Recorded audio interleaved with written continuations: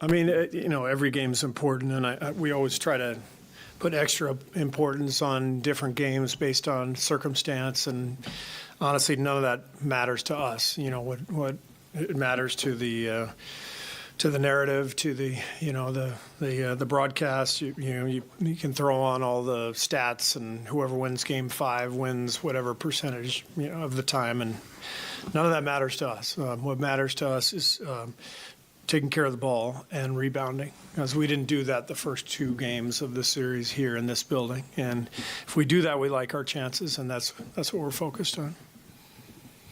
Steve, you talked after the game the other day about how you regretted not telling the players that you were out of timeouts. As you watch the video or sort of think back on that game, would that affect going forward if you had one timeout left, challenging a call? Do you try not to challenge a call when you only have one timeout left, or how do you sort of view that in light of what happened the other day? Yeah, I mean, I knew we only had one left, and I felt good about the challenge. And in that case, if you win the challenge, you get it back. I also was conscious of our guys, getting them a little bit of rest during the fourth quarter a couple of times. That's why I took the next to last one at the 4-minute mark. I think looking back, if it's a charge block or an illegal screen, sometimes even if it looks good, they're not going to overturn that one. So if I had to revisit it, I'd say probably a poor decision based on the nature of the call itself and what's likely to be overturned and what's not. Yeah, historically as series go on, minute totals go up from the main guys, but obviously this series now it's, 1 day off between the next two. How does the condensed schedule, play into how high you might go with your main guys minute-wise? Well, I mean, it's on my mind. I would love to, keep Steph around 38. It'd be great to get him 5 minutes, each half. So we'll try to do that, but it will be based on how the game plays out. I'm not as worried about, Draymond and Loon are both kind of where they'll probably be, 32. In that range, and Clay's capable of playing heavy minutes, so is Wiggs. So it's not a huge concern, but ideally I'd get guys a little bit more rest. Matt George, ABC 10. Steve, I was curious your assessment of Keegan Murray. He finally had a bit of a great breakout game in Game 4, and how much do you, over the course of a series, make adjustments for individuals based off of good games versus just keep doing what you're doing?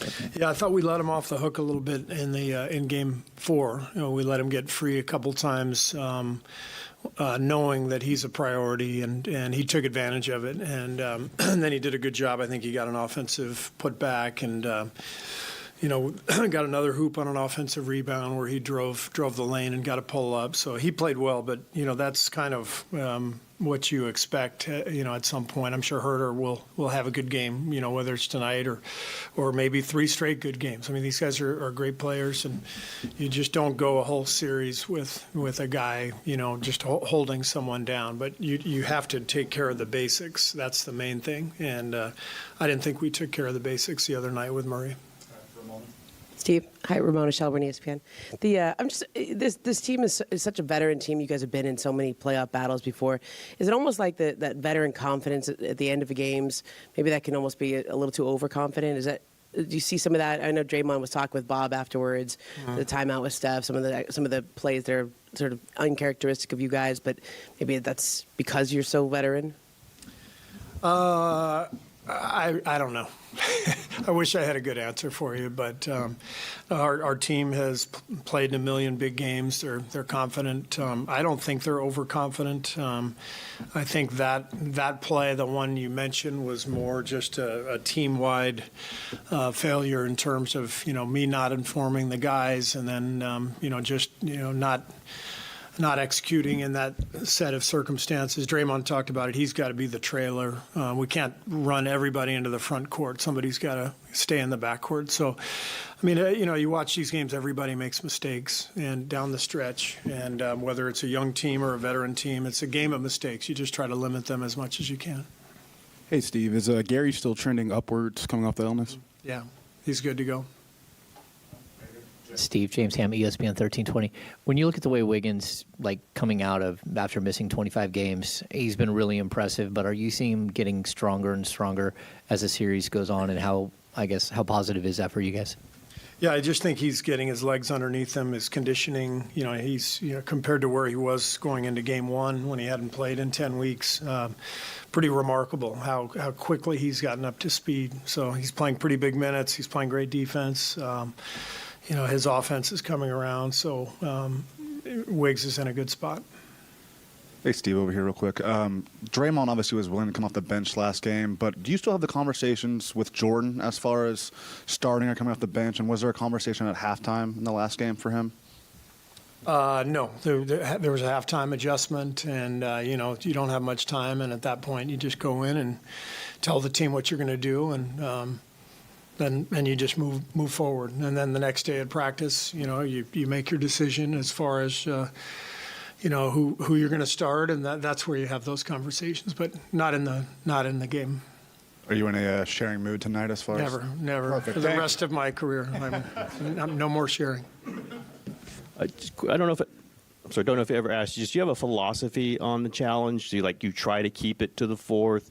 If it's a 3-point, do you you're more aggressive about it? Do you have just kind of a general idea? If you're getting to the end of the fourth, okay, let's go ahead and do it because I want to make sure I do use it. Just have a working theory on how you use it. It's more of a general rule, and it involves the impact on the timeout. It involves are you taking away a 3-point shot? Maybe a guy gets fouled on a 3, and you're going to take away 3 free throws, versus do you just take away one possession? Definitely hold off on anything like that. A possession, jump ball type thing. But 3 points is 3 points. So if it's clear cut and you can save 3 points in the first quarter, you got to do it. Hi, Steve. Jason Anderson, Sacramento Bee. De'Aaron's going to play with the fracture in his finger.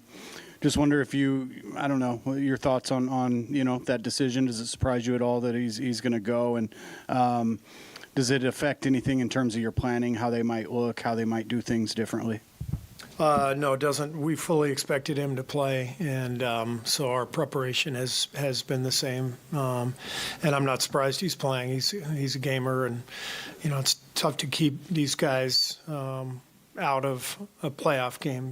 This is what they train for, and they've dreamt of, and it's our players would have been the same way. So as long as one of our guys is cleared, I know they're always going to play in a similar circumstance.